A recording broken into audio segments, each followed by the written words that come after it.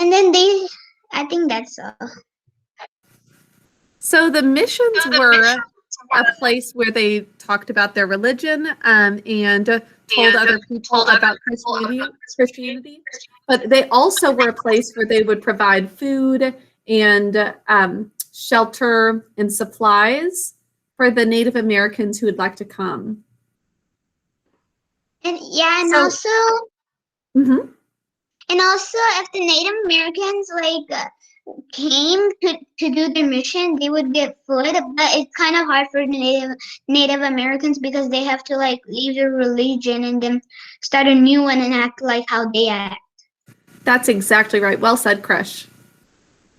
It was something that some Native Americans were happy to do, to go there and get food, and maybe many of them preferred Christianity, and so they were happy to have a different religion, but other people might not have wanted to switch and change their culture. So it was good for some people, not good for others. And sadly, some of the Spaniards really kind of forced people into switching religions, and that's why Pope's revolt happened. He was not going to just go along with whatever the Spaniards said. In Science Today, you heard about vocal cords. Can somebody tell me what they learned about vocal cords if you watched that video? Nethra? Well, they come from your neck, a part of your neck, and when you sing higher, your vocal cord. No, when you speak, your vocal cords are tighter. Yes, that's right. It's tighter when it's when you're speaking, but also when you have a higher pitch, it's tighter. And then a looser vocal cord makes you have a lower pitch. Arjun, could you add on to that? And then you also have very thin muscles whenever you start speaking. It's the part where you start speaking has very thin muscles. That's right. The cords themselves are very thin and they vibrate just like strings. So basically, the way that our speech works is pretty similar to an instrument. It's our own personal instrument. Christian, want to add on something else too? I actually didn't watch the video, but usually I made my dad laugh. It's like I changed my voice just holding this down part. Like now, I just moved the voice like hello, hello, hello. It's pretty funny. Everyone keep laughing. Like I try to make their voice as mine. And if I could do that, even if they're not there, I can answer to someone who's calling them. So you can have a pretty good impersonation of both your dad and your mom's voice. Okay, well, boys and girls, let's begin with the Pledge of Allegiance and school motto today, and then we'll jump into some spelling. Ahana, would you lead us in the pledge?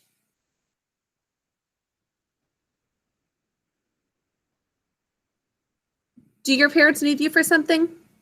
No. Okay. Could you lead us in the pledge in the school motto? Okay. I pledge allegiance to the flag of the United States of America and to the republic of which it stands, one nation, under God, indivisible, for liberty and justice for all. Honor. I'll honor those things which are good, true, and beautiful. Respect. I will show respect to others at all times. Service. I'll do good things for others without being asked. Excellence. I'll strive for excellence in all things. Perseverance. I'll fulfill commitments and not give up or act on discouragement. Excellent. Thank you so much to Krish, Darshika, Shatij, and Drishya for saying it along with Ahnai. Every single day you should be saying it, not just listening to the Pledge of Allegiance and school motto. Thank you so much, Ahana. Would you all join me for a moment of silence?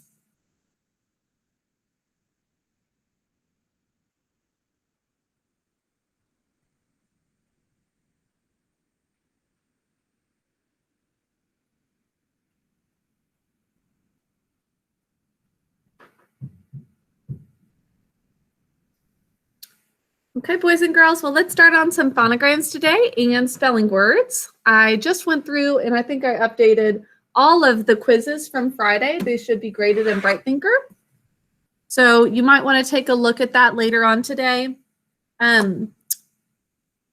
We had some especially hard words on the quiz, and so some of you might have scored lower than usually you would for a quiz or test. Don't worry about it. You know, quizzes are worth a very small amount of your overall grade. But make sure that you feel prepared for the test on Friday, which might mean you might practice the words outside of our class time a little bit throughout the week. I don't have the words that you got wrong posted in the comments, but if any of you want to have that, you can send me a message and I'll give you the specific ones that you need to work on. Okay?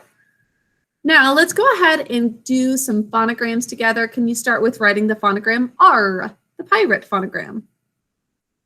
R. And hold it up when you're done. Thank you, Ahana.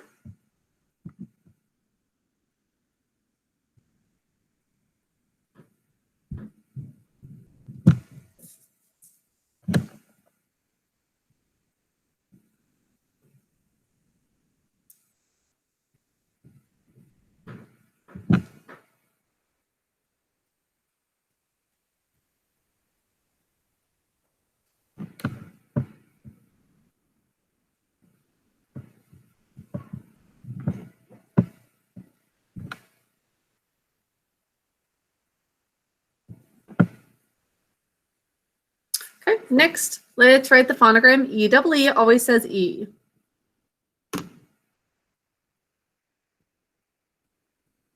E double E always says E.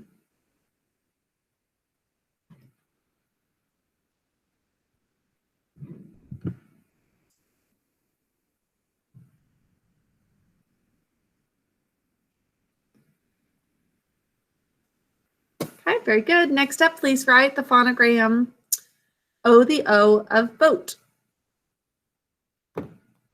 O, the O of boat.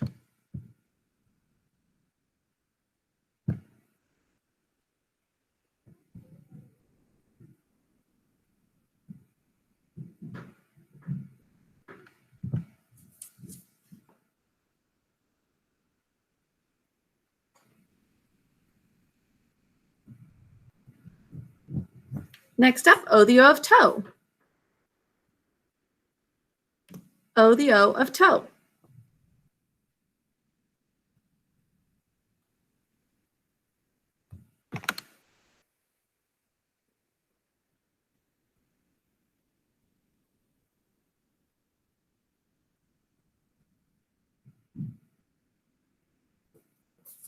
Adarsh, would you keep your camera on, please? And let's do one more. Or.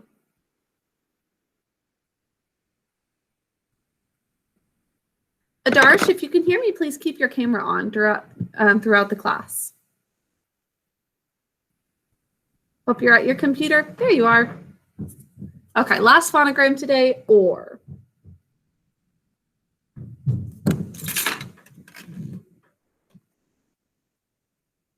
Okay, next up, let's do some spelling review, beginning with rhapsody.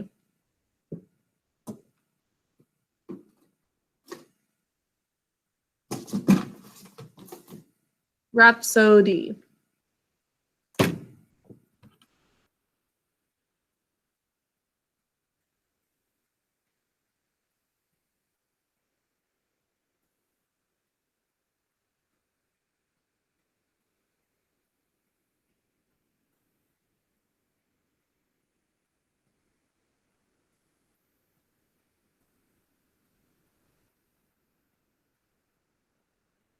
Remember the phonogram Greek is used for this one. I'd say that was the main mistake that some people made on the quiz. We need rhapsody. Should look like this. Next, please write the word conscience. We think to spell con science. The second syllable should look just like the word science.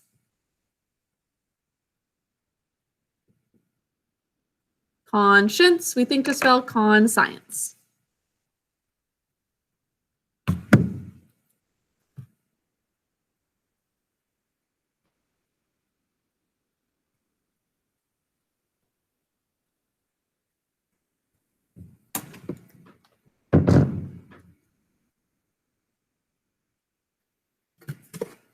Your word should look like this. Check that it matches mine.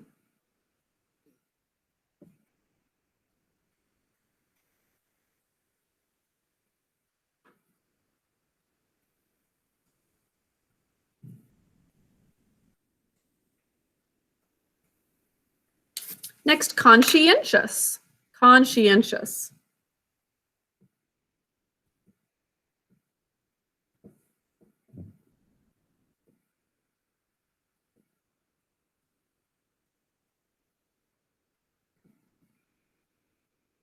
Conscientious.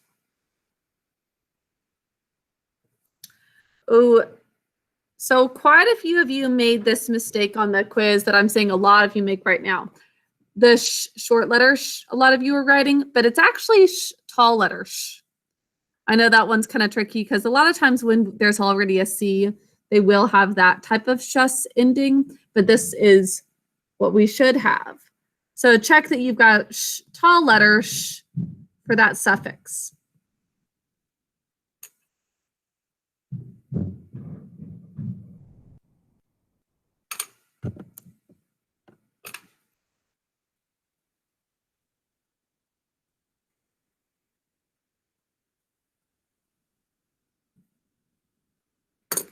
Okay, next up, let's write discern. Discern.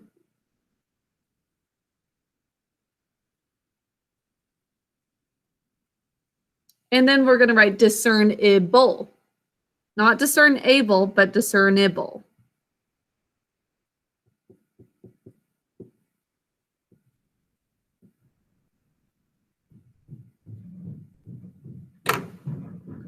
Discern and discernible.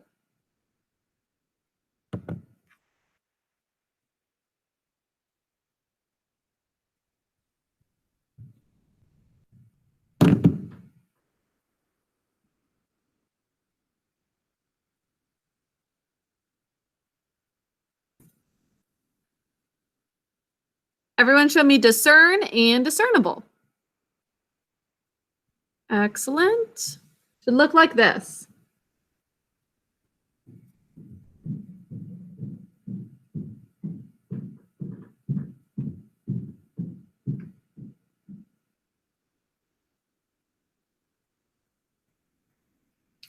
Right, one more, dissension. Please write dissension. Remember that there's dissension between the S's because there are so many of them in this word.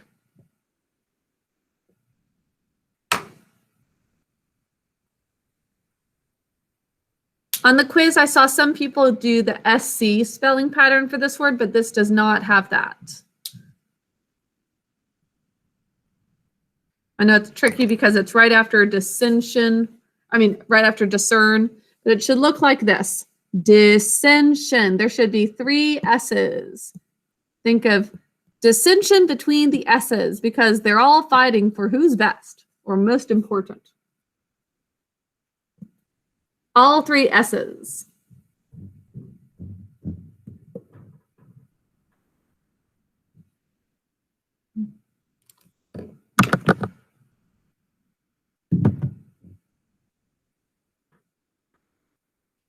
Okay, that is all for your spelling review. Again, if you did not do as well as maybe you typically do on the quiz, or as we're reviewing, you're making some mistakes, remember that you can review looking at the back of your orthography notebook. You should have the list of all of the words that are going to be on the quiz. I think it's lesson 71 to 80 that are going to be on the test this Friday. So you can take a look at that and it'll remind you of some words that maybe you need to practice a little bit more. So a good way to do that, by the way, The best way is that if you give your orthography notebook to your mom or dad, or if you have an older brother or sister, then they can look at the words and read it aloud to you. Right? They can say, oh, actually, it's lesson 73 is where it starts. They'll say, oh, conscientious, right? Conscientious. And then they'll be able to check if you have the right spelling. But if you can't have somebody quiz you, you can still use your whiteboard and just look at the word, think, okay, conscientious. Look at the word just to know what is the word. And then put it away, don't look at it, and write the word. How many of you have done that before? None of you? Okay, I would recommend doing it this week because this is much harder than usual. Brianna, you need to keep your headphones on. So looking at it just to see what is the word and then write it down. I would highly recommend doing that. Okay, looks like many of you are ready for your next lesson. And I see everyone's paper and pencil ready to begin.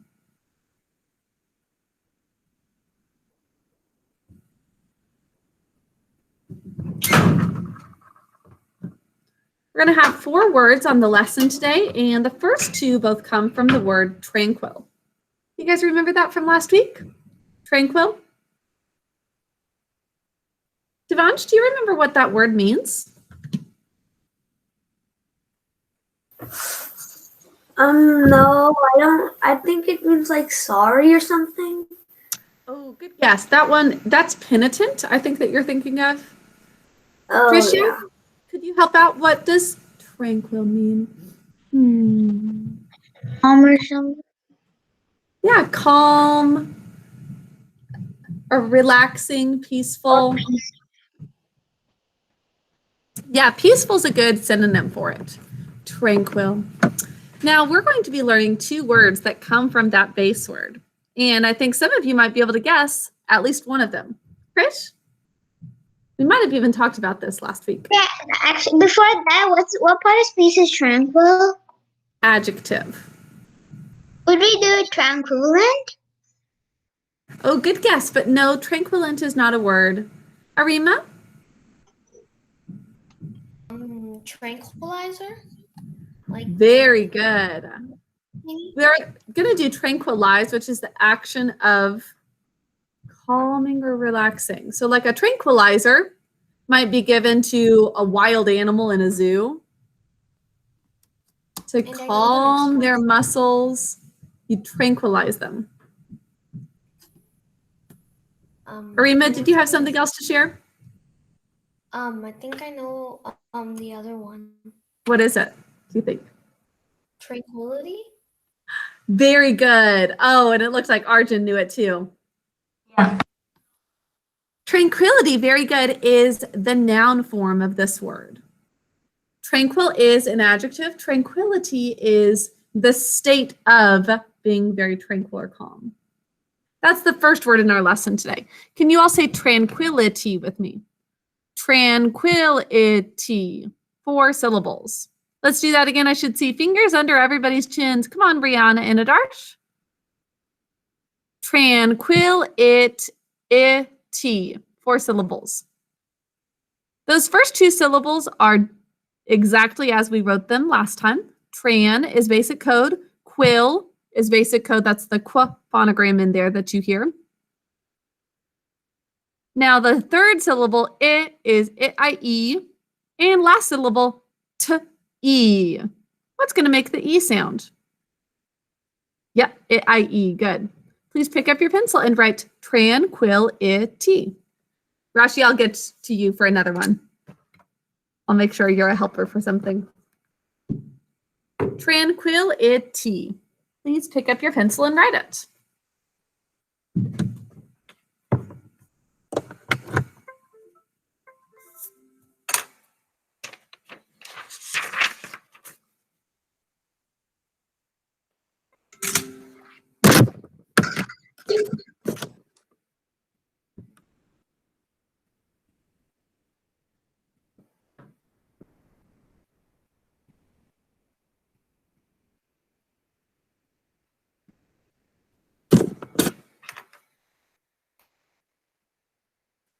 Tranquility. Hold it up when you're done. Thank you so much, Devansh.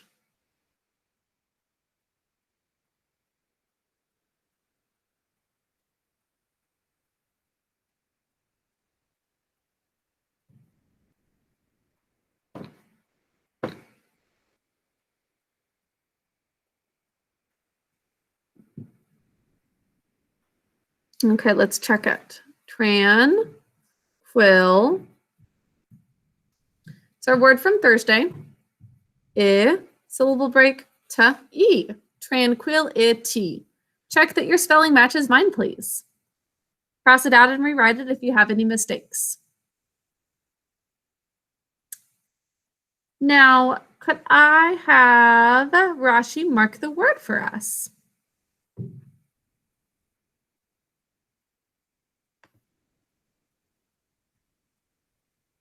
Okay.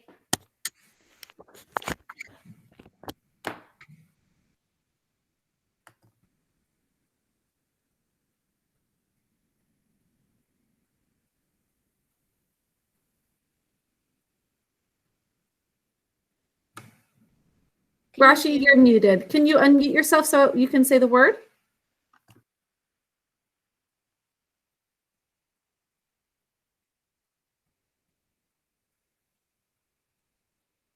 Uh-oh. Okay, Devansh, maybe you could do it for us instead? Okay. Tranquil. I think the first syllable is basic code. Correct. And then for the second syllable, qua is underlined. Excellent. Tranquil. And then the third syllable, tranquil, the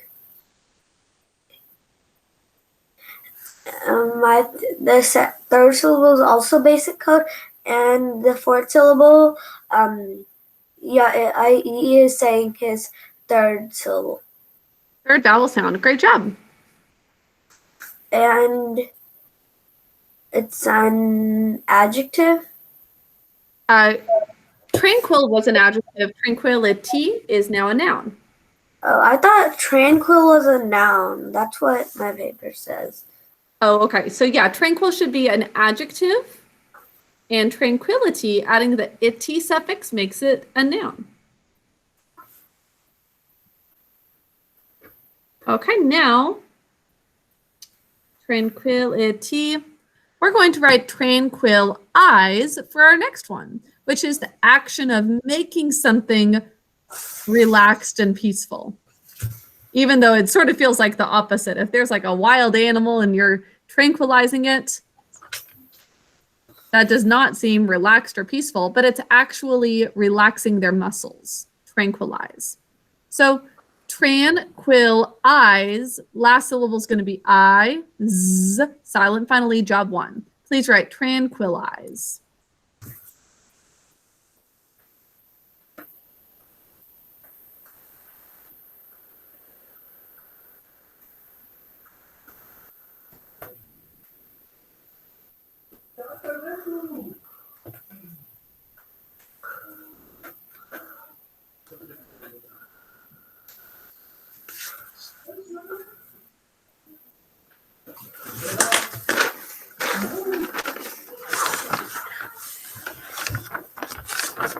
Okay, Devansh, you're unmuted. I'm gonna mute you real quick. Okay. Tranquil eyes. Hold it up when you're done, please. It looks like a few of you are done. Everyone else, please hold it up if you're done with tranquil eyes.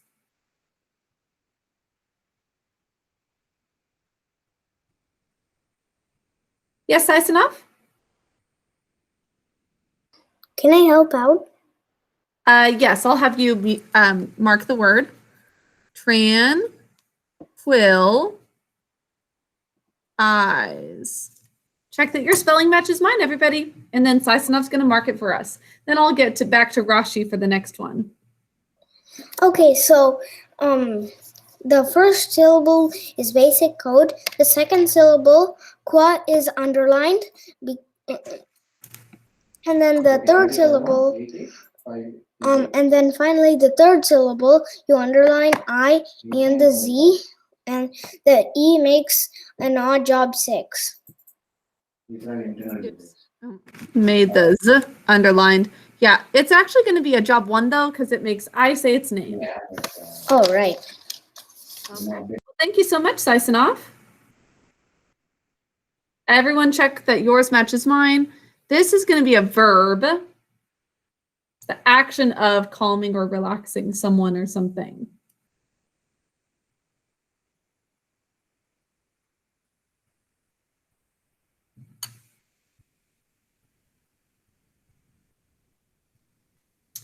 Okay, so let's move on to our next two, which also go together. Our next word for today is suffice. Would you all say suffice? Suffice. Some of you might have heard this word before, but maybe you don't know what it means. Basically, it means to be enough for something. Like you might say, anything below an A will not suffice for you. How many of you feel like, oh, you don't want to have anything other than an A in your grades, right? Then you might say, anything below that will not suffice. It will not do. It's not good enough. Or if you are maybe very competitive in a soccer team or something like that, you could say, maybe one score, one goal will not suffice for you. We want even more. Or if you have a goal of scoring like 3 goals in a game, you could say 3 goals will suffice. Okay, so it's the action of being enough of something. Sai, are you competitive in soccer? Yes, and my high score in a match was 9 goals. Was 9? Did you say? Yeah, Oh my goodness. Okay, so suffice is to be enough of something. We're going to have suffice, 2 syllables in this word. First syllable, is going to keep the vowel short with a silent f there. Next syllable, I says its name because of a silent final E, and it also says its name, there's also a silent final E because of the k, saying its second sound. Okay, suffice. Pick up your pencil and write it, please. Drishy, is your little sister going to write with you? Doesn't know how to write big words yet. Everyone, please write suffice. But is it okay if she joins my class? Of course, yeah. As long as, I hope you won't get distracted by her, but you are so sweet to help out with her and have her sit with you.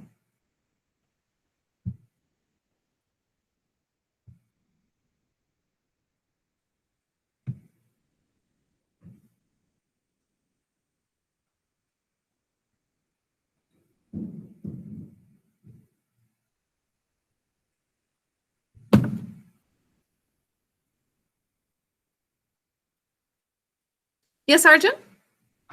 Is the next word sufficient? Oh, very good. It is. Do you know what that means? Yes, like you can do it very quickly and you're good at it. It's like, okay, do this work sufficiently. That means quick and good. Very good. Yeah, sufficiently is turning it into, sorry, I was about to write sufficiently. Suffice. This is the word for now. Yeah, so sufficient is that it's good enough, similar to proficient. Proficient is a little stronger though, more positive, and sufficient is like just good enough. Also, back to history, could you put the checkpoint on Bright Thinker already if people wanna, after class, could you put it already on Bright Thinker if people wanna do it today? Good question. Yeah, I might make it available for you to do after class at some point today. Okay, suffice. We've got 2 little kids helping out with some spelling today. Oh, Nethra, your little brother is so cute too. Okay, Rashi, would you mark the word for us? Okay, sorry I left because actually, Sister. Oh, I'm so Actually- sorry, little sister. I thought you had a little brother. so He's so I cute. left because I had to use my school one, so but it was really slow, so I had to use this one. So How's it working for yeah. you now? What? Is it working okay for you now? Yeah, because I'm in the other one. Like the Okay, sounds good. No problem. I understand, Rashi. So wait, what do we do? Could you mark the word suffice for us, please? Oh, okay. So the first F is silent. Correct? Then we double underline the E, silent final E, and then we underline I and C. Good. It's also a second job of that job, or second sound of cooks. And there's actually 2 jobs for the silent final E. It's a job Underline, 1. we'll do 1 and 3. Correct. Well done. This word is a verb. Suffice and tranquilize, both verbs. And our last word for today is going to come from suffice. Arjun already predicted it's sufficient. For sufficient, it's going to be suffi. And we're going to keep that C as part of the short letter sh. So sufficient. So you'll use sh, short letter sh, and. Please write sufficient. Keep that double F.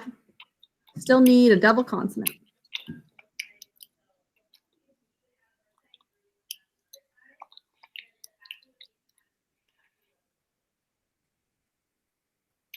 Yes, Devansh?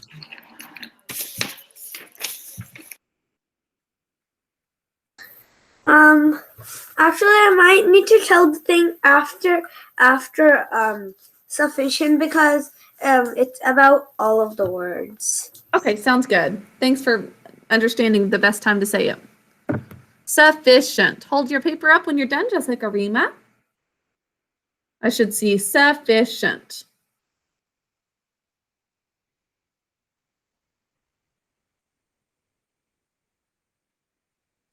Excellent.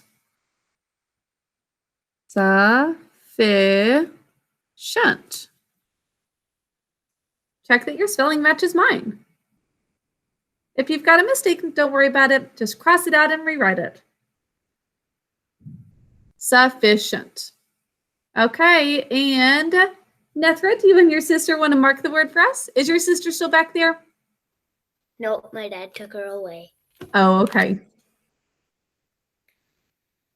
I thought she was coming to give me something, but turns out she was actually trying to come in. Can you mark the word for us? Sufficient.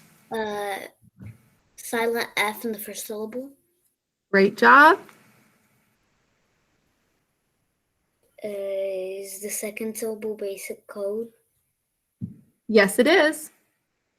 And in the third syllable, underline sh. Short letter sh. Short letter sh. And that's it. That's right. I would say for the E, we do say that a little bit like an I sound, sufficient. So for my first class, I put a thinking cap there, and I say we go ahead and do that as well, because generally it makes an I sound, sufficient. Now this word is an adjective. That is all of our spelling words for today. Let's go ahead and write them in cursive. Tranquil. This is a good opportunity to make sure you're spelling it correctly. Tranquilize. I notice occasionally that some of you spell it correctly in print, and then when it comes time to write it in cursive, you misspell it. So really make sure that your spelling is the same. Miss Gardner, it's tranquility. Oh, Tranquility yes. was the last. Thank you so much. You're right. Tranquility. That is an example of why it's important to check that your two words line up. The spelling of it, and I just forgot that it was tranquility for this one. Now tranquilize.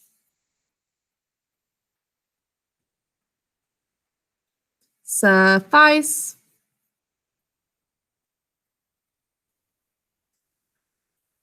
Sufficient.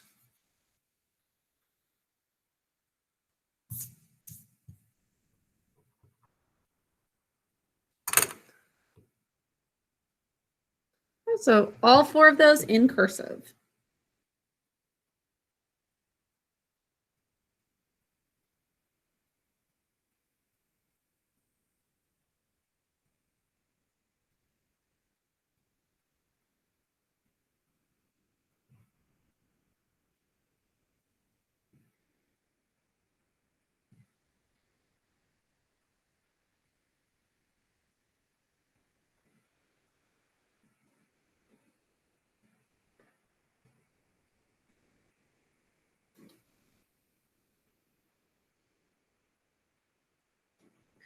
Okay, Devansh, what was your question? This is a great time for it now, or comment.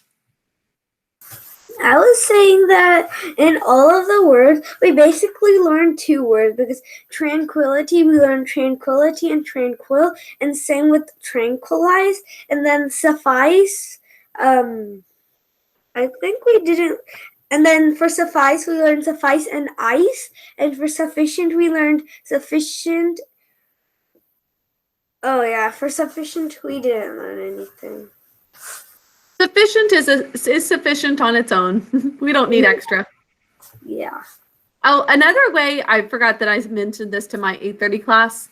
Sufficient can be used possibly like if you're sitting down for dinner with your family. Do any of you have to be told by your parents to like finish your salad or broccoli or something like that? Maybe a lot of you like vegetables, and that'd be great if so. But if you don't care for them, but your parents say, like, make sure that you eat all of your salad, then they may say something like, oh, you ate a sufficient amount of salad, which means just enough. You didn't eat a ton, but you ate enough.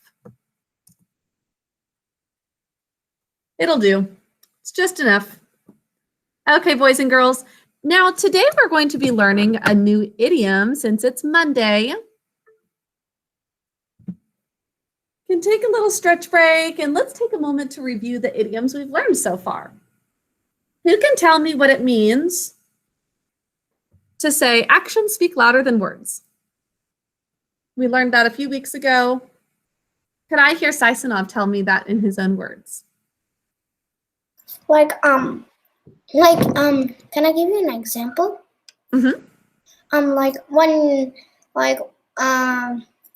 When you're having a new bicycle and you actually love it, but actually you're not even riding it, that means your actions are bigger than your words. I love that example. That's a great one, Saisanov. Yeah, if you say, oh, I just love my bicycle so much, but you never ride it, your actions are speaking louder. I guess you don't like it that much. Arima, could you tell us what beat around the bush means?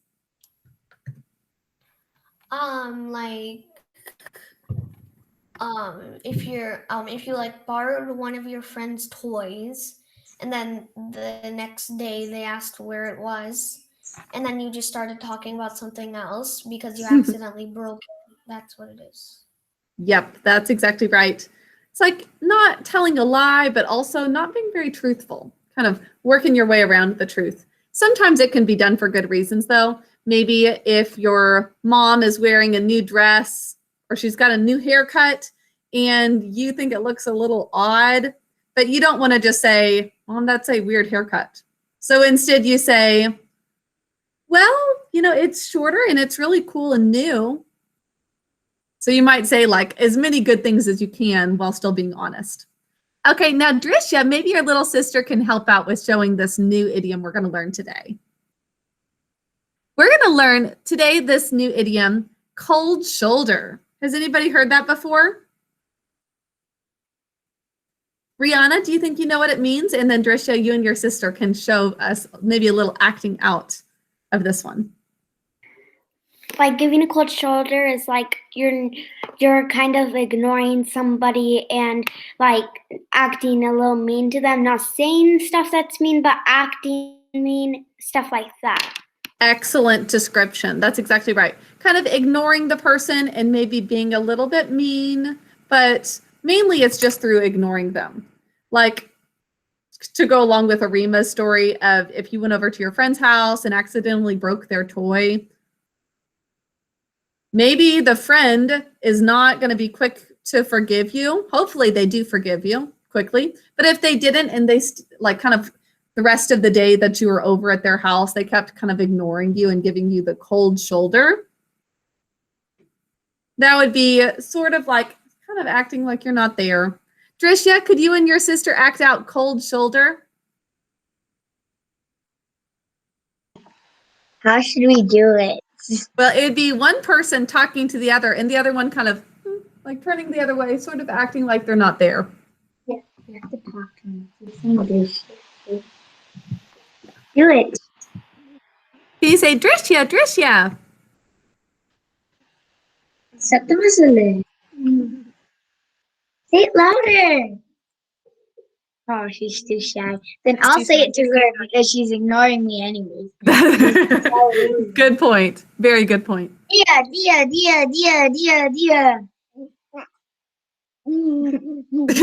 She is pushing back against you, so that shows it well. Thank you, sweetie.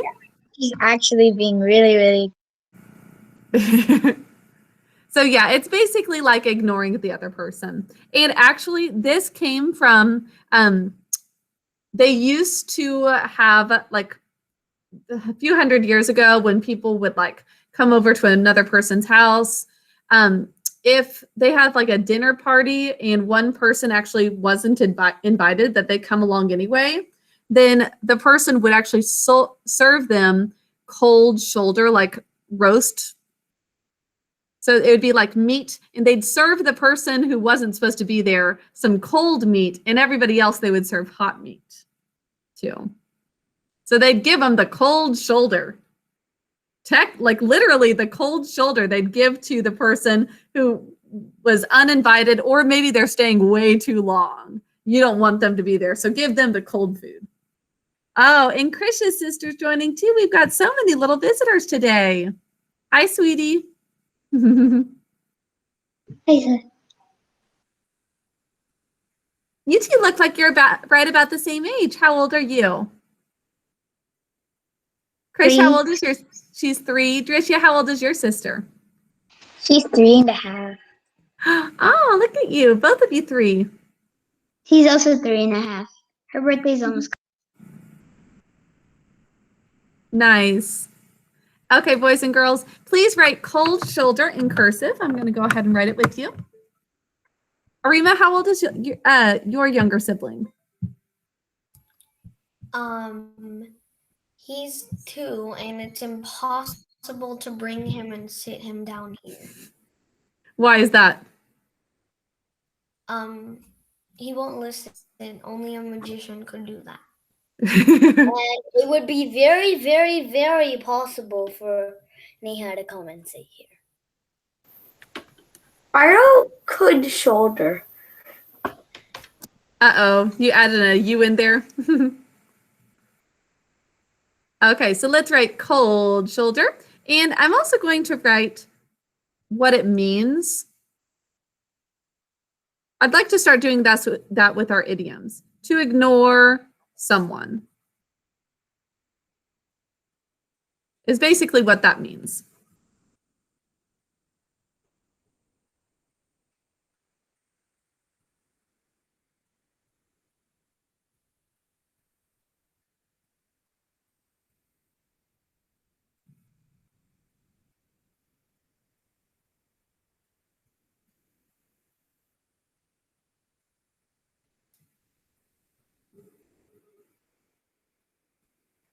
Cold shoulder.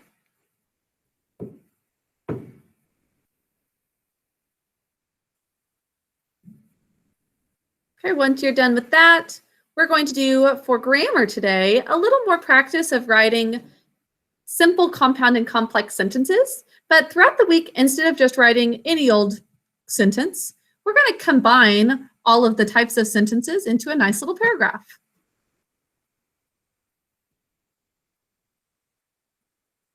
Show me your idiom as soon as you're done. Adarsh, did you finish writing cold shoulder? I already did. Excellent. Can you hold it up for me to see, please?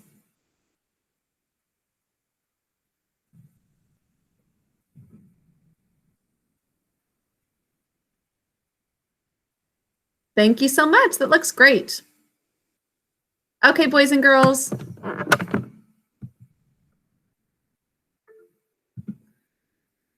So today we're going to be learning or practicing writing all of our kinds of sentences. Let's review what the fanboys are that are in compound sentences. Darshika, can you tell us all the fanboys? Oh, nice book, Adarsh. That looks so fun. Fetch 22. It's the second version of Dogman, I think. Cool. This is book 8, but I got also book 1 because I couldn't tell a number. And so I got the book 8. Sounds cool. I bet, I might be wrong, but I think with those books, you don't have to necessarily read them in order. Okay. You have to. Oh, you do have to, Arjun? Well, in They like, only make if sense. you know the other series, like there's a book called The Diary of Wimpy Kid. That one you don't, but in Dogman, it tells what happened on a previous book, so you can. Actually, Okay.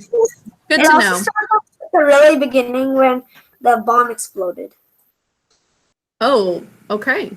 Good to know. Okay, go ahead, Darshika. Tell us the fanboys. For and no. Oh my gosh. But Mhm. or yet so because I was saying fanboys inside, so I'm like thinking what's after A-N-S. I could make my sister sit here, but she is doing some work there and she just got up, so That's okay. It's fun to have visitors every so often, though. yep. Okay, boys and girls. So we're going to be writing one of each of the kinds of sentences in a little paragraph about Almanzo. Now, what does Almanzo love more than anything, would you say? Rihanna, what does Almanzo love? Horses and colts that whinny and spell up and neigh. Yep, he loves horses and colts. He also loves donuts, but I was looking for that answer. Horses and colts. Right, Devansh? That's his other favorite thing. He loves donuts. But he loves horses and colts. Can we think of some sentences to write about his love for horses and colts? Want us to write a simple sentence, a compound sentence, and a complex sentence? Krish, do you have one in mind already? I think I have all of them. A simple sentence is Almanzo likes horses. And next one, Almanzo likes his horses, but also likes his cows. Mm-hmm. And another one is because Almanzo loved horses, his dad let him go into the horse stall when he was there. Nice. That's really good. That's a nice little paragraph. One of each of the kinds of sentences. And it's going to be really good for you as you all continue to write more and more paragraphs to include some of those compound and complex sentences. It really helps your writing. Does anybody else have some sentences that they can come up with about Almanzo and his horses? Rashi? And his love of horses. I know one for a compound sentence. Let's hear it. He loves his calves, but he loves colts and horses more. That's right. I love that. Yeah, that's similar to what Chris said as well. He does love his calves, but he loves the colts and horses even more. Arjun, Maybe one of you can think of a good complex sentence that would tell us what he does to prove to his dad that he can take care of a horse. Well, Rashi said the one that I was going to say, but in history, my mom said I could pick a book yesterday, and this one has all kinds of things, like it's world history, there was American history, but I picked world history, and then they're like, it's very good. So like the first humans, first civilizations, the Middle Ages, Renaissance and Reformation, the Age of Exploration, and then there's much more. And That's really cool. I bet that's going to connect, really have a lot of overlap with the things that we'll do for the rest of the history year. Okay, let's hear some, does anybody have a good complex sentence about Almanzo and his horses? I'll hear from Darshika and then Drisha. And then maybe So, Rihanna. I have a complex sentence. Okay. Because Almanzo is taking care of the colts, his father let him take care of the horses too. So because he takes care of the colts. No, it's the calves. Oh, yes, the calves. Oh, yeah. Because he takes care of the calves, Almanzo's father might start to trust him with horses soon, right? He's showing that he can take good care of those calves, so maybe he'll take care of the horses too. Okay, let's hear another from Drisha, and then we're going to write a little short paragraph, 3 sentences, and you can make yours a little bit different than mine, but I'll go ahead and give an example paragraph. Yes, Drisha? Almanzo loves his colts and horses, but no, this is a compound sentence. Is that okay? Yes, go ahead and give us a compound sentence. But he can't, but he's training calves instead of colts. No, that's not good. No, that's good, but I think we can make it even stronger. So let's go ahead and start with our simple sentence. And I want you to indent, because this is a paragraph. So you should have about a finger's width until you actually start. Tomorrow in literature, you're going to do a paragraph as well. And for that assignment, you also need to indent before you start. Let's say Almanzo's favorite animal, and this is going to be an apostrophe S here. Almanzo's favorite animal is a horse.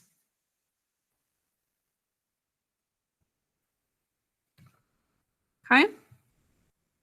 Then let's connect it to, he loves his calves, but he really dreams of having a colt.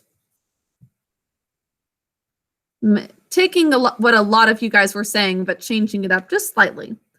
He loves his calves,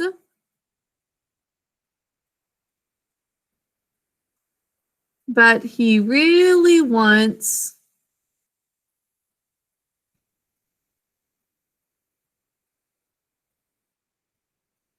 a colt.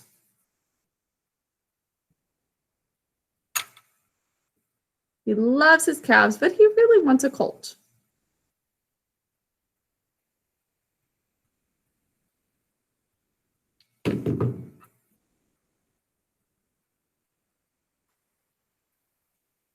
He works hard to train his calves.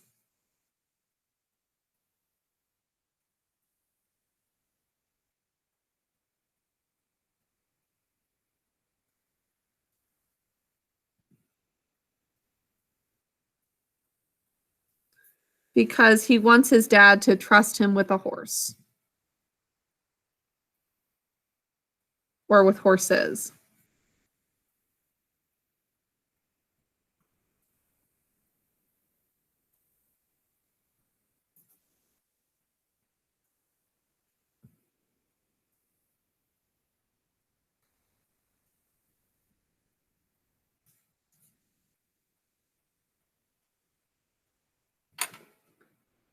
That's a good little paragraph, isn't it? You guys had some good thoughts on Monzo and his horses. It's definitely good to connect how he does like all of the other parts of farming and he loves his calves, but his real dream is to have a horse.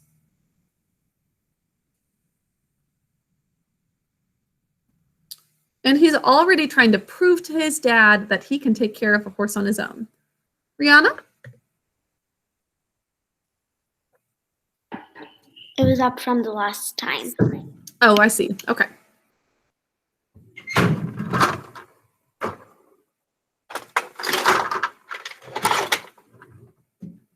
Shatish? Yes? I saw your hand up. Oh, You no, have a it was question? just stretching. Oh, okay. Boys and girls, you can make some slight changes, but we need to have one of each type of sentence.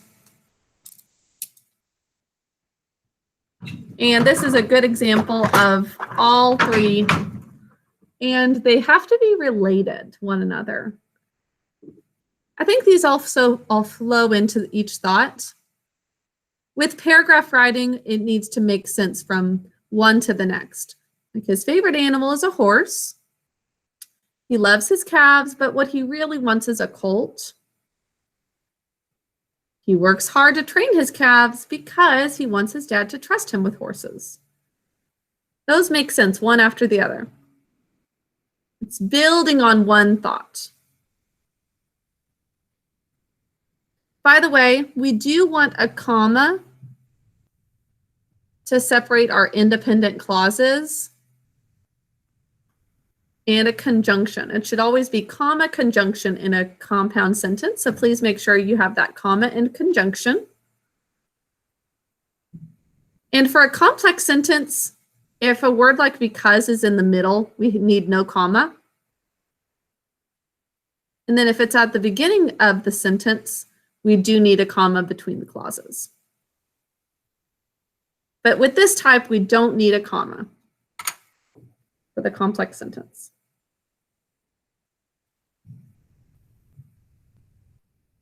I know that I am faster with my cursive than most of you, but show it to me when you are finished with all three of these sentences.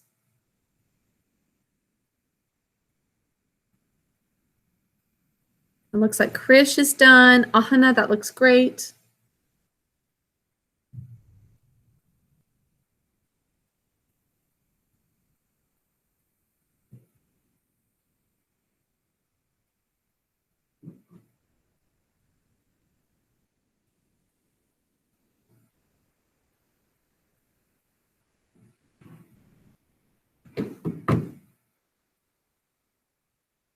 Nice job, Brianna. Nice job, Arima. Thank you so much, Drisha. Oh, Drisha, actually, I need you to make a little change with your paragraph writing. Do you see how at the end of one sentence in a paragraph, I start immediately with the next sentence? Yes. Okay, that's what we should do from now on with paragraph writing. You don't have to make the change now, but tomorrow you're going to write a paragraph in literature. Can you make sure that you have each sentence finished where the other one left off? So it's not going to be like a list. Oh, okay. Do you see the difference? Yes. Okay, so don't feel the need to change right now, but tomorrow during our paragraph writing, make sure it's one after the other. Okay. Yes, Rashi?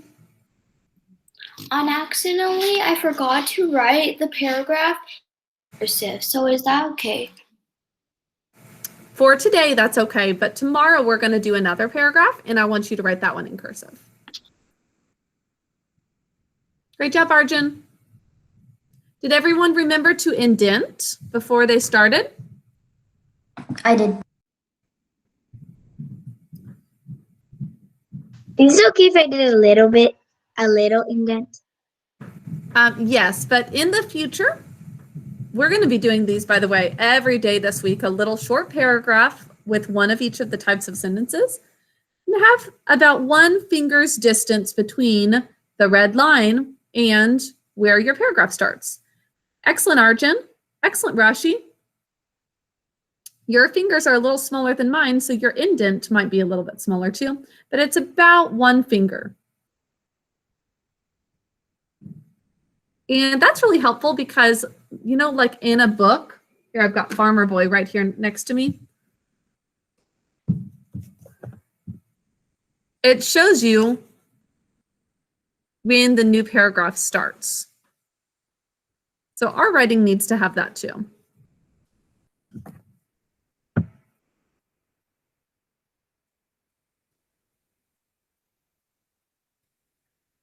Okay, boys and girls, who is still working on this?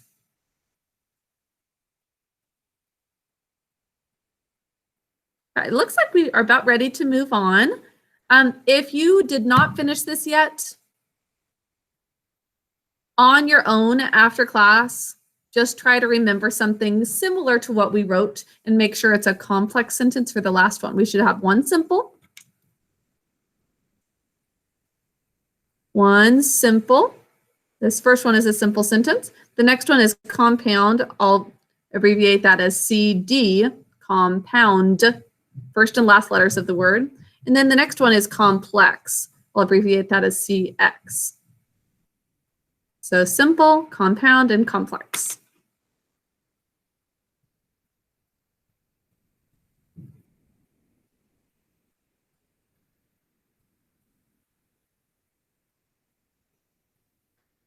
Okay, are you all ready to move on now? Good. You guys are going to get so good at paragraph writing. We are going to really focus on that this week. And then also for the last quarter, spend quite a bit of time on that because you all have a very strong foundation in well-ordered language already. The rest of what we're going to do in well-ordered language is pretty simple. And so we'll be taking lots of breaks and doing some paragraph writing. And I think that's going to be so fun. And it's going to make you so prepared for the tests that we have coming up at the end of the school year. So I think that it's going to make you feel really confident going into those tests. We still don't have the dates on that, Krish, if that's what you're curious about. I will let you know as soon as I know, though. Okay, boys and girls, it is time for us to write our words in orthography. You all take out your notebooks. Krish, was that what you were going to ask about? Actually, I think it's going to be in April to May in those times because that's what Google said. That's what Google said? Yeah, in April to May. My mom searched it and told it to me. It's going to be, yep, April or May. Now, remember that next week is spring break. So this is the very last week before we have a whole week off. And then after spring break is over, we're going to jump right into April, basically. I think we come back on March 29th. So we've got 3 days of March. And then it's going to be April on that Thursday. So pretty soon, as far as like our school calendar goes, it is going to be April. And so I'm not sure when in April and May that's going to happen for you guys, but I'll let you know as soon as I do. Can you believe that it's basically 2 more months of school for the whole year? That's crazy. It feels so short, right? That's so crazy. It just passed in Corona. I know, coronavirus makes it all a blur. Like it's all one long dream. 2 months is my birthday.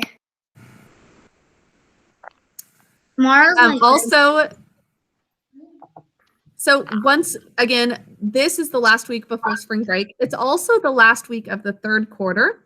I know a lot of you have already turned in the 3rd quarter book reports. Also, this is the last opportunity to go through your to-do list and make sure you've completed all of your assignments. So this is a week to catch up on anything that might still be missing. Make sure you're looking over things on your to-do list, especially those older assignments. Yeah, I have art. It looks like I just started school and it's almost going to be ended. I know, it sort of feels like we just started the year to me as well. Yes, Rashi? And then Rihanna? Miss Garner. So actually for art, there's this assignment where you get vodka and make it into soap. So so do we have to get that from art class or something, like from art? You mean the supplies? No, like Or- Mr. You Little. don't have to. Mr. Little said. So if you can only see the video, then mark the activity correct, because he told if you had your yucca land, you can do the assignment. If you don't, you could just see the videos and you can mark the assignments. Okay. Oh, okay. That makes sense, Rashi. Yes, Krish? And also spring break is kind of almost a study week, is because in April we have like around 5 tests, 4 math tests and 1 AC. That's like a time we have to study for all of that, spring break. That's a good way to look at it. Yeah, you certainly can spend some time preparing for those 2 tests. And there are 4 within MAP, and there's actually, I think, 4 within ACT Aspire. So it's like 8 different little tests, and then all together they join up to be just 2 big tests. Okay, Arima and then Shatish, and then we need to start on our orthography. I'll start showing you what we're doing right now. Should be on page 59 in your books. Yes, Arima? After spring break, I get to prepare my war plans against my parents for April Fool's Day. Oh, anybody else? Nice. I'm glad you have a whole week off of school to prepare for that. For those battle plans. Okay, here are the 4 words from today's lesson. Please write tranquility, tranquilize, suffice, and sufficient. Shatish? He left the meeting. Yes, Adarsh? When's April Fool's? On April 1st, which is a Thursday. When will you remove the weaving assignment? What, Shatish? I can't hear you very well. When will you remove the weaving assignment? I did already, I think. Wait, it's still on my to-do list. I'll take a look at it. I thought that I deleted it. Okay, boys and girls, tranquility, tranquilize, suffice, and sufficient. I'd like us to also sort in, 2 spots for today, and then we'll get started on some math.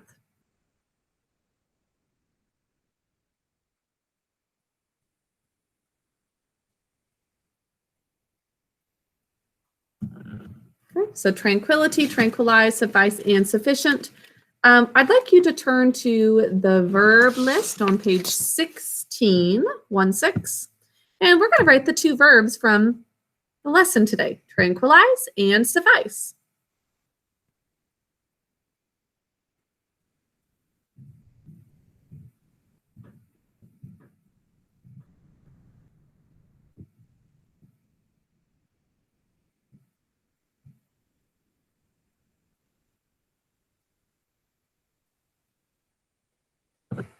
And one other spot I'd like you to sort is page 7. That was 16. And now page 7 is the sounds of sh. We're going to write, or the spellings for sh. We're going to write sufficient.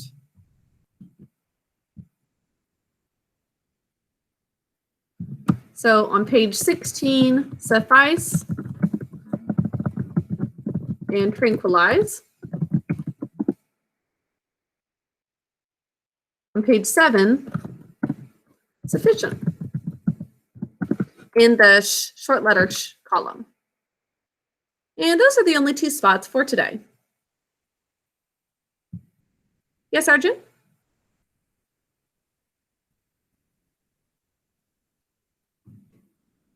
Rashi, did you have a question? No. Okay. Tricia, what about you? Your hand's up. Oh, I didn't realize. Okay, that's fine. Give me a thumbs up if you're done sorting sufficient, tranquilize, and suffice. Excellent. Okay, boys and girls. We are going to take a break from some roots for today, and all of your roots actually for the week are going to be not quizzed on. So you're not going to be quizzed on any words that we will learn this week because grades are due on Friday. So there's going to be, we can't enter some of those quizzes and tests. So you'll actually not do a normal roots quiz this week, but we are going to learn some words throughout the week still. But we don't have time for it today, so we're going to skip over roots for today.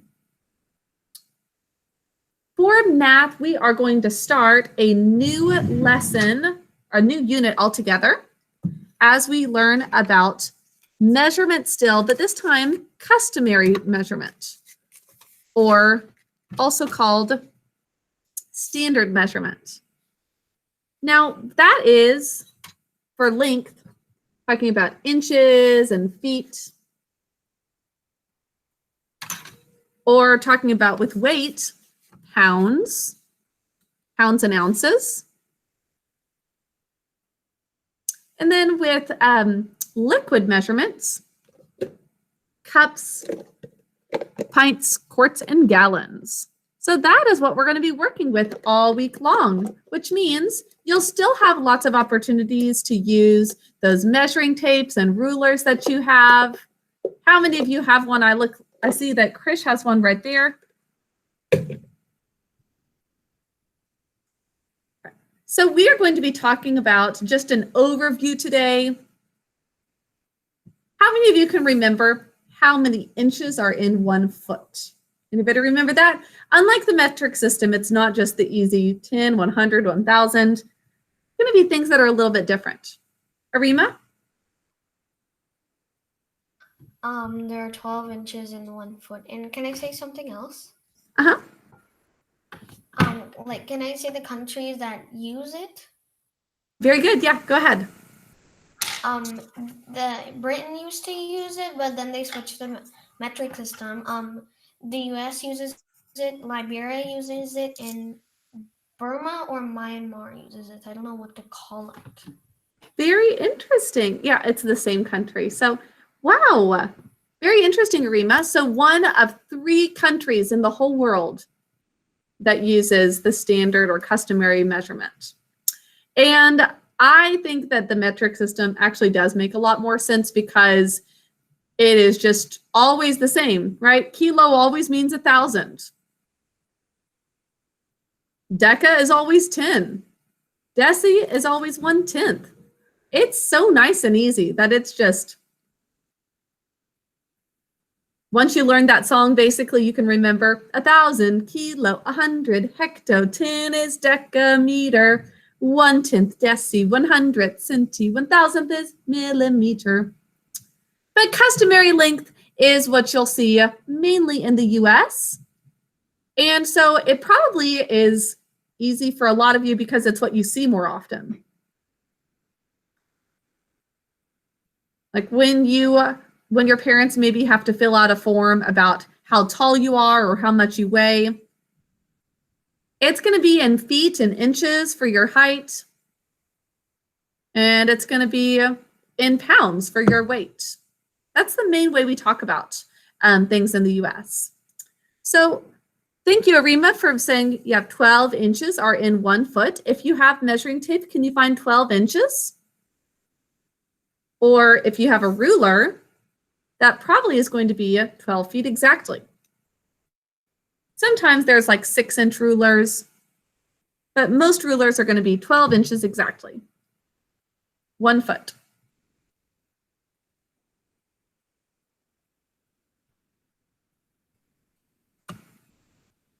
Now, we don't actually have anything smaller than 1 inch in length.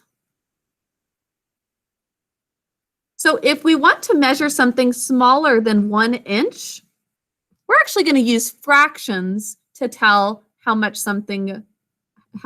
long something is. Oh, Devont, you have one of those cool bendy ones, or the ones that fold up. I love those. Okay, if you have a ruler or measuring tape, boys and girls, look for how many different lines there are between 1 or 0 and 1 or 1 and 2 inches. 1. Let me actually go to the document camera for a second. Count up how many parts there are in 1 inch.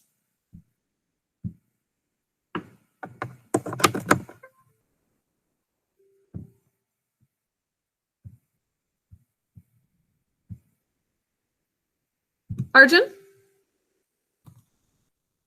I think 15 or 16 Oh, okay. for me. So everybody's might be a little bit different. I'll show you for mine. Between 1 and 2 inches, there's 1, 2, 3, 4. That long one tells us we're at the halfway point. 5, 6, 7, 8. So if you were using this measuring tape to measure something and it was smaller than 1 inch, we don't have a word like millimeters to use in standard or customary measurement. So instead, we would say, for example, that this pencil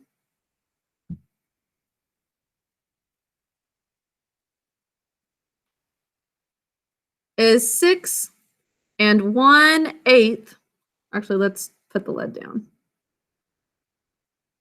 That actually ends up being, yeah, right about 6 1/8 inches.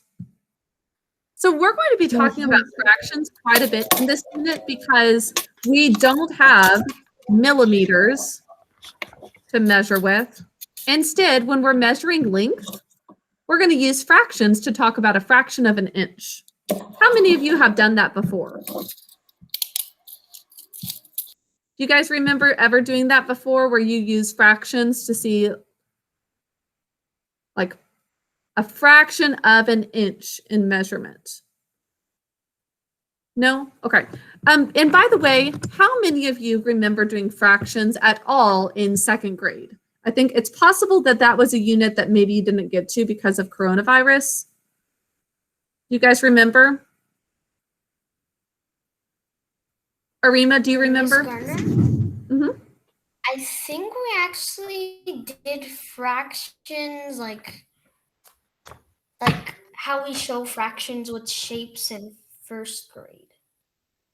So that's the last time you've done it at school was with 1st grade, not 2nd? We just like split it up into shapes and stuff. Okay, sounds good. So not number line fractions. Okay, thank you. Good to know. And my 8:30 class was also a little confused by this because it had been either a long time since they've done it, or maybe they hadn't ever done the number line fractions. We're going to spend a pretty good chunk of the unit actually talking about that because, especially for inches, we'll be speaking of fractions of an inch in this unit. So boys and girls, for today's lesson, you'll need a notebook and pencil. This is going to be just an overview, so you actually don't have any workbook pages for today. This is just an overview. But you will need your notebook.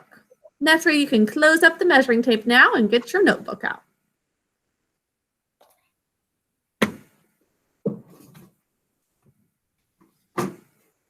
Miss Gardner, a feet is about 12 inches. A foot is exactly 12 inches. You're right. Or do you mean one of your feet? Oh, right. It's actually exact 12 inches. Yep, it's exactly 12 inches. And 12 feet is exact 120 inches. Good point. Wait, 12 feet? Actually, it's 12 times 120. I was saying 120. 10 feet would be 120. What would 12 feet be? You remember 12 times 12? Let me think. 144 feet. Good job. Okay, everyone, let's take a look at some fractions today. and measurement.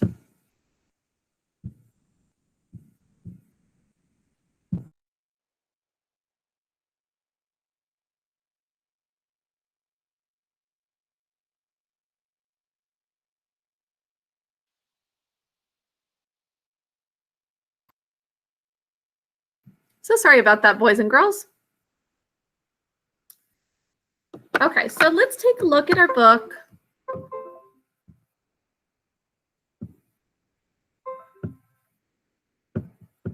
And this whole part is introduction and kind of review of what you've done before. But it's okay if possibly you haven't done some of this before due to your math being kind of cut short last year.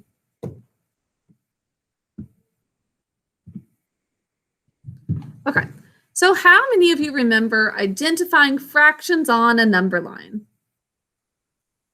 Using a number line for fractions. Right, so fractions are a part of a whole, right? So between 0 and 1, in this number line, it tells us 1/6, 2/6, 3/6, 4/6, 5/6, and one whole is the same as 6/6.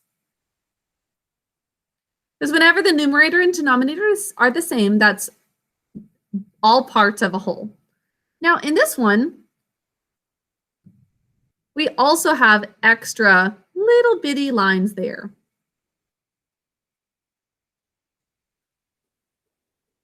So if we were to count at the top of this one, it's actually 1, 2, 3, 4, 5, 6, 7, 8, 9, 10, 11, 12 parts of a whole. So we've got the numbers in sixths, but then we've got fractions for the twelfths.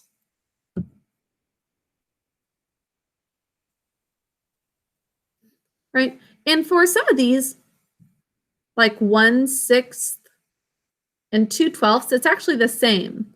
Those have the same value. Probably in first and second grade, you guys talked about with fractions that, like if you have a pizza that's divided into 4 parts, and you had one of those big parts, that's exactly the same as if we actually cut it into 8 equal parts and you had 2 of those 8, right? It's the same amount that you ate. So 2/8 and 1/4 are the same. Just like 2/12. So if you were to count from the top, 1, 2 out of the 12 is the same as 1/6 if you were to break it up into 6 parts. So it says the red arrow points to 1/12. What does the purple arrow point to? Which is right here. Krish? 3/12. 3/12, very good. This next one says 2/6, which is the same as 4/12. The numerator is the only thing changing. The denominator is staying the same, that number at the bottom. This would be 5/12. This one is 3/6, which is the same as 6/12, right? What comes next, Avansh? It equals 7/12. 7/12, good. Then this is 4/6 or 8/12. 5/6, and finally, this one would be 11/12. Okay, I'm going to skip over this rest of the part for now. This one I think is a little bit actually too challenging for what we need to do for the rest of the unit. But also, remember for fractions that basically the numerator, which is on top, is the part, and the bottom number is your whole amount. So 1 box out of 2, we write as 1/2, because it's one part of a whole, which is 2. If you want to add 2 fractions that have the same denominator, We call that like fractions. As you can see, adding like fractions.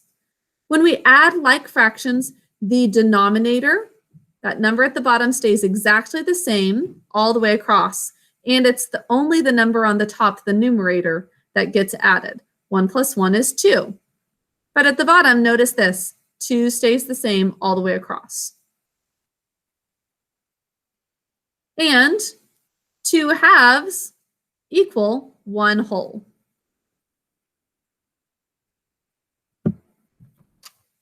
Devansh, question about that? So what if it was like 1/11 plus 1/12? The numerator is not the same. 1/11 plus 2/12, you said? Yeah, we could. Yeah. As just an example. If you ever have a situation like this where the denominator is different, you actually have to change the fraction to a new one, and we're going to get into that in a whole fraction unit soon. It's called the LCM. It's what I'm doing in Kumon right now. Excellent, Nethra. Who else is doing least common multiplier? Excellent. I'm doing the same things except there's brackets and negatives. Whoa, good for you, I'm Arima. doing the same thing, but it's more fractions. I'm doing the same thing, but at the same time, it's more front. Excellent. You are going to use multiplication to figure this out. It's wonderful that so many of you are already doing least common multiplier, or common multiple. You're going to use multiplication to help you figure out what will end up being the new denominator. And so in that situation, you have to change both of these to a different one so that the denominator is the same, and then you can add them to Vansh. So we'll get into that soon. Okay, over here it says measuring length in feet and inches. Both feet and inches are customary units of length. 1 foot is equal to 12 inches. Feet are used to measure longer length. Inches are used to measure shorter lengths. Inch rulers are used for measuring customary lengths. This arrow points to 1 inch. This is a 12-inch or 1 foot ruler. Some pictures of things that are about each of these measurements. A paperclip is about 1 inch in length. A math textbook like this it says less than 10 inches long, but I would say actually this distance, or like for your workbook, that's about 1 foot. The length of a table here is more than 2 feet. You could say the length of a table is approximately 1 yard. Here's a yardstick that actually has 36 inches or 3 feet. And that's 1 yard. If you have your measuring tape, that helps as well. You can figure out 3 feet with that. Okay, so over here it says using tools to measure mass. A scale and balance are going to be used for measuring mass, so we're going to be talking about that with the customary measurement. And we'll talk about liquids in this unit with like cups and ounces. Okay, let's move over to our math notebook at this time and do some practice of especially some fractions.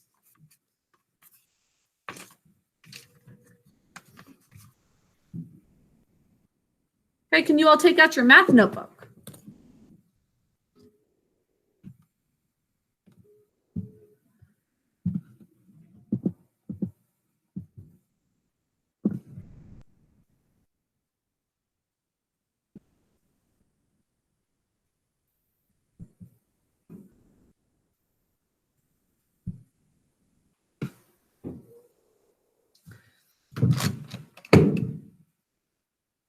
That's right.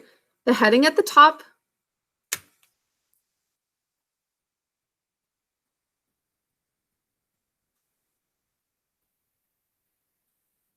Today's date is March 15th. This is Math Chapter 15. You might notice that we're skipping over some chapters, but we're just grouping together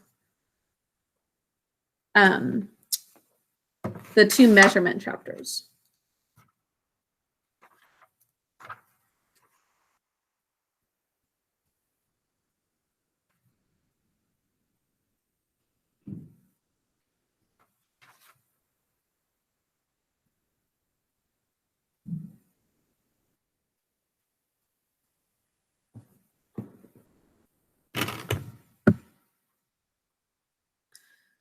Okay, so let's go over a number line to show you a good example of fractions on a number line. This will be very helpful for when we're working with inches and something is less than 1 inch. So for example, this yardstick has lots of lines between 0 and 1. Using a number line for fractions is basically going to help us measure out fractions of 1 inch.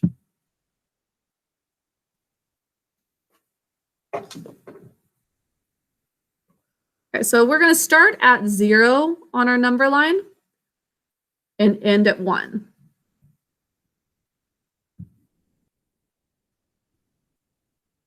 And between 0 and 1, I'm going to have 8 groups. That's my halfway mark.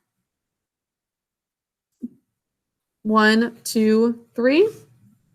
And those are, sorry, not very equal groups. Try to make it as equal as possible. 1, 2, 3, 4, 5, 6, 7, 8. Generally, the 0 and 1, like the inch marks, are quite a bit longer. And then the halfway mark is also longer than the others.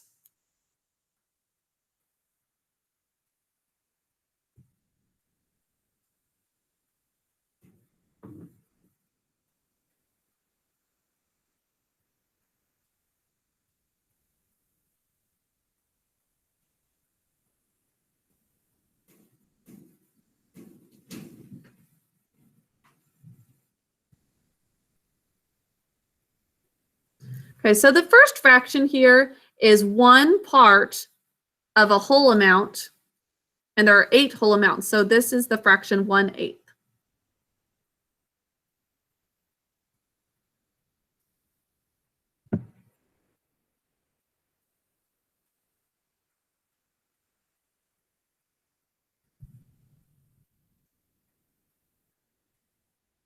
What's the next fraction?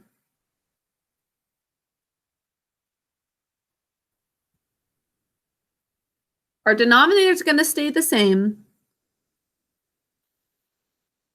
because for all of these, we have 8 as our whole amount. There are 8 little groups in all. So Rima, what's this fraction?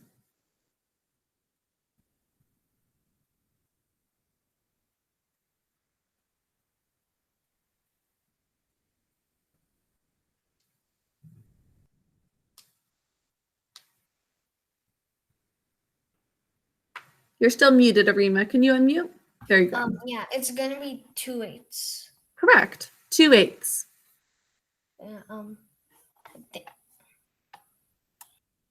This next one also has the exact same denominator, but notice what's happening. We're just going up by 1 in the numerator.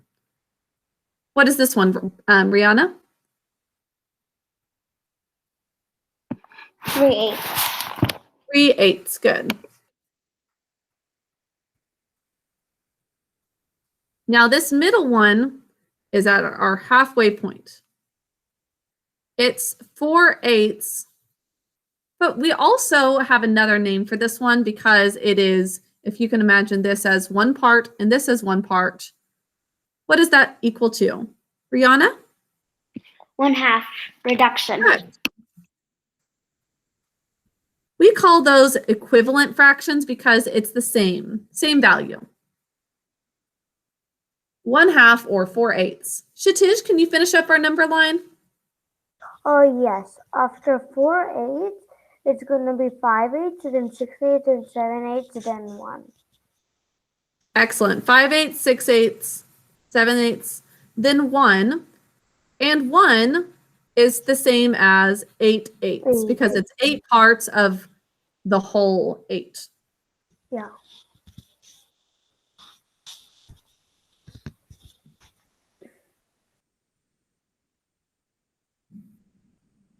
Okay, boys and girls, for adding fractions, adding like fractions, let's go over this. If we have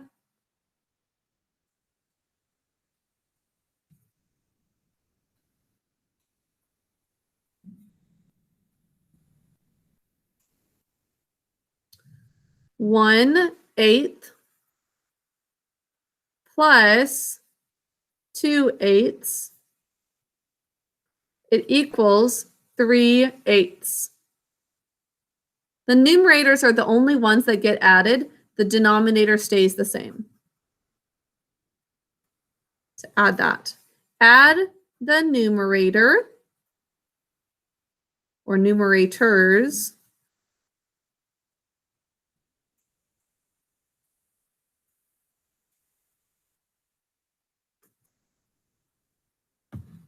denominators stay the same. But it should be the same denominator for all of them.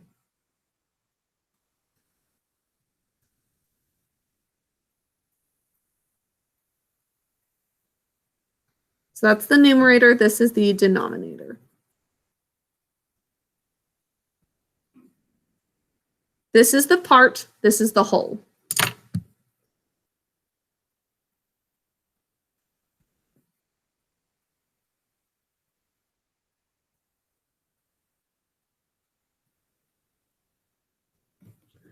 So boys and girls, this is, we are jumping around a little bit. We actually skip over the fraction chapter to get started on this one about measurement. So that's why some of this might be kind of new for you because we skipped over the fraction chapter and we're going to come back to it. But it's only with inches in this chapter that we're really working with these fractions.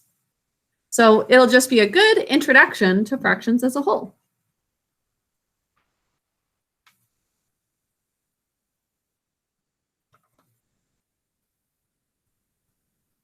Okay, any questions about this?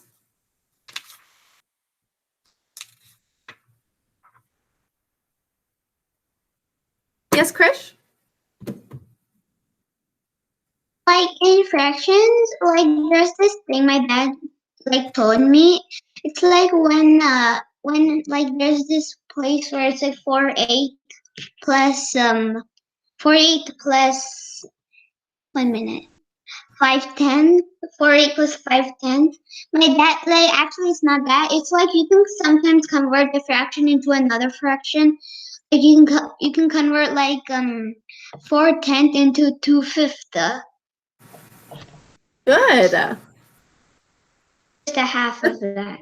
That's exactly right. And that's what's going to be really helpful for adding fractions that are not the same denominator. You'll use what you know in multiplication to find a factor that's going to work for both, which might involve making the fraction smaller, or it might involve making the fraction bigger. Rihanna? It's called reduction. Good. Reduction is when you make 4/8, for example, the same as 1/2, which is what we did up there. Reducing it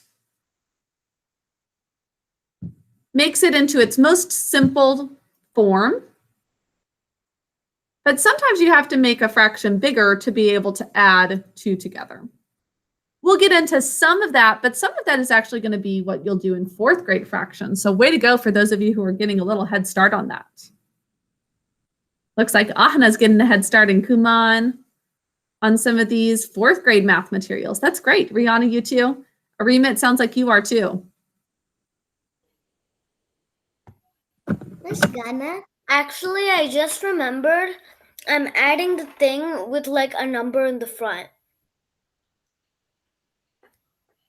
You're adding with a number in the front? Yeah, like the LCM, like 3 by 9 plus Oh, wow. A mixed number where there's a whole number One. plus a fraction? 3 by 6. That's great. Excellent work. Okay, so we're going to get into, once again, some of that, but some of that we won't get to until 4th grade. Yes, Arjun? Can I tell you all of the units that there is in the world history book that I have? In just a moment. Let's go over the assignments for Bright Thinker for today, and then I'll let you do that before we do reading groups. So in math, you have just a multiplication and division review. Since this is a brand new chapter, there are no workbook pages today, but you will have pages tomorrow and the rest of the week. In history, once again, there's a video and notes. I will try to make the quiz viewable for you. Maybe that if you wanted to do it today, you could. Arjun was just asking about that. So I'll look into doing that as soon as class is over and reading group's over. In reading, you're reading about sheep shearing for Farmer Boy again. And then in science, vocal cords. And tomorrow you're going to have the last chapter for sound. You're going to hear about how we hear things. So we heard about how we speak, but now we're going to hear about how we hear. So how the ear works. And then we're going to finish up the unit this week. So you'll have a little study guide on Wednesday. Then you'll study that on Thursday. And then Friday, you have a test. So we're going to finish up sound. We'll start the human body after spring break. It looks like you're studying the human body and the sound energy. I know. It works really well. It's going to tie right into us learning about the human body soon.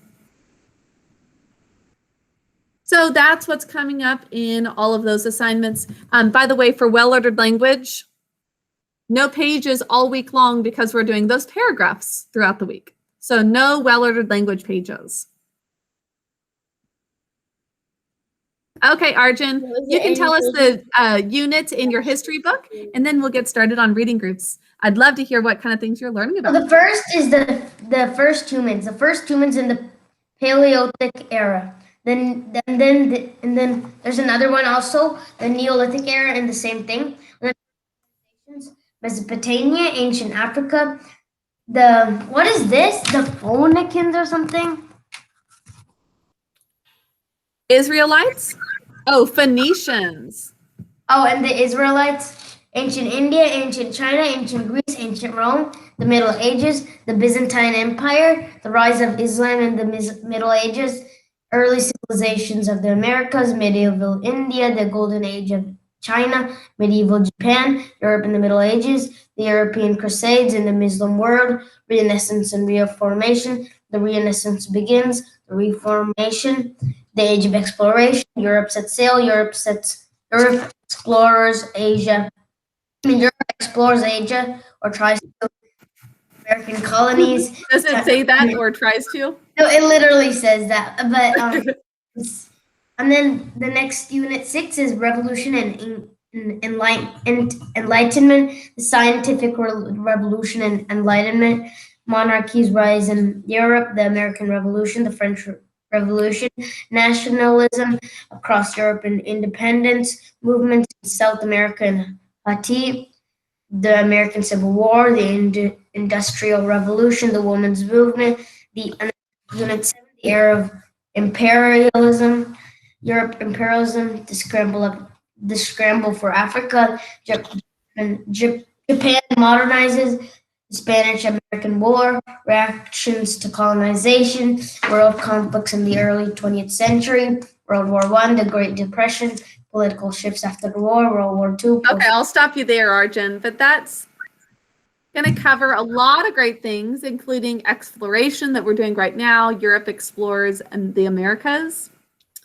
So I hope that you'll enjoy that. It's going to be probably especially fun to hear about what's happening right before what we're learning about. And afterward, it sounds like it would go along well with the story of the world, too. Ms. Gardner, also, if any person here, there's this YouTube channel called Oversimplified on YouTube. It's a history channel, and it goes over a lot of history stuff. So if anybody wants to watch that, they can. Sounds like Ahana's a fan of that. I'll write Yeah. it down. That sounds like a There's good the one. Russian Revolution. There's the French Revolution. then There's the Russian Revolution. political. Anything about Greek? Seems like Arima might be interested too. Or have you heard of those already? Henry, King Henry of France, Henry and the the- British War. It's in King Henry. That one. Nice. And, Okay. Yes, go ahead, Arima. There was one that was fought over soccer. Really? What was that? It's called the football war. Bucket one. It was like a real war. Not like a That's crazy. war. Okay, well, Oversimplified. If anybody's looking for some good history videos, it sounds like that's a really cool one. Okay, boys and girls, I need to start reading groups now, so I'll have everybody leave except for my reading group. Have a